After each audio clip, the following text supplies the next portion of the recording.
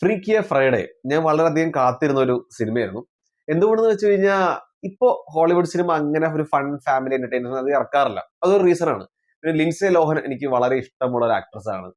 Freaky Friday ഒരു nice സിനിമയായിരുന്നു ഇതിന്റെ ഫസ്റ്റ് പാർട്ട്. സോ അതൊക്കെ ഒരു റീസൺ ആണ് ഈ സിനിമ വളരെയധികം കാത്തിരിക്കാനായിട്ട്. So as expected freaky Friday എന്ന സിനിമയ്ക്ക് ഒരു ചീത്തപ്പേര് കൊണ്ടുവരാത്ത ഒരു സീക്വൽ തന്നെയാണ് ഇത്.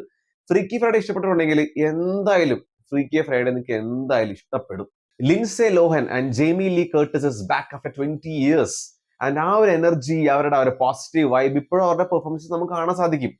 ഇവർ രണ്ടുപേരും തകർത്തു. ഈ രണ്ട് ആക്ടേഴ്സ് മാത്രമല്ല കേട്ടോ, ഇതിൽ ഫസ്റ്റ് പാർട്ടിലെ കുറെ ഫൺ മെമ്മറബിൾ ക്യാരക്ടേഴ്സ് ഒക്കെ തിരിച്ചു വന്നിട്ടുണ്ട്. അതൊക്കെ ഒരു സർപ്രൈസ് തന്നെയായിരുന്നു. 20 വർഷത്തിന് ശേഷം ഇത്രയും ഫൺ അല്ലെങ്കിൽ ഇത്രയും ക്യാരക്ടേഴ്സ് ഒക്കെ തിരിച്ച് കാണാനായിട്ട് തന്നെ. സോ ഈ ടീം വളരെ നന്നായിട്ട് എഫേർട്ട് ഇട്ടിട്ടുണ്ട്. ആ എഫേർട്ട് നന്നായി തന്നെ പറയാൻ പറ്റും. പിന്നെ മാർക്ക് ഹാമൺ ചെയ്ത റയൻ എന്ന ക്യാരക്ടർ ഫസ്റ്റ് പാർട്ട് എനിക്ക് വളരെയധികം ഇഷ്ടപ്പെട്ട ഒരു ക്യാരക്ടറായിരുന്നു. സെക്കൻഡ് പാർട്ടിലും ആ സെയിം തന്നെ അത്ര നന്നായിട്ട് തന്നെ ആ ക്യാരക്ടറിനെ എഴുതി വെച്ചിട്ടുണ്ട്.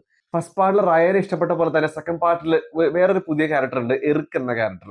അപ്പൊ ആ ഒരു ക്യാരക്ടറും പെട്ടെന്ന് തന്നെ നമ്മുടെ മനസ്സിൽ ഇടം കയറി പറ്റും. ജെയ്ക്ക് എന്ന ക്യാരക്ടർ ഫസ്റ്റ് പാർട്ടിൽ എനിക്ക് യൂസ്ലെസ് ആയിട്ട് തോന്നിയത്, സെക്കൻഡ് പാർട്ടിൽ എനിക്ക് അതേ ഫീലിംഗ് ആണ്. പക്ഷെ അപ്പോഴും 20 വർഷത്തിന് ശേഷം ഇവരെയൊക്കെ കണ്ടതിന്റെ ഒരു സന്തോഷം നമ്മുടെ അകത്ത് നോർമലി വരും. അതാണ് ഈ സിനിമയുടെ ഒരു മെയിൻ ഫൺ ഫാക്ടർ ആയിട്ട് ഫീൽ ചെയ്തത്. ഒരു നൊസ്റ്റാൾജിക് അറ്റ്മോസ്ഫിയർ നന്നായിട്ട് തന്നെ ക്രിയേറ്റ് ചെയ്തിട്ടുണ്ട്.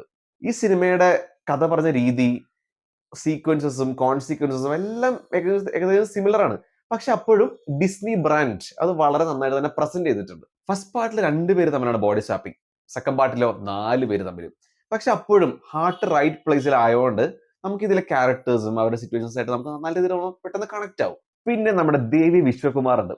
എത്ര പേര് നെവർ ഹാവ് എവർ എന്ന സീരീസ് കണ്ടെന്ന് അറിയില്ല. ഏതായാലും ആ ഒരു സീരീസിലെ മെയിൻ ആക്ട്രസ് ആണ്.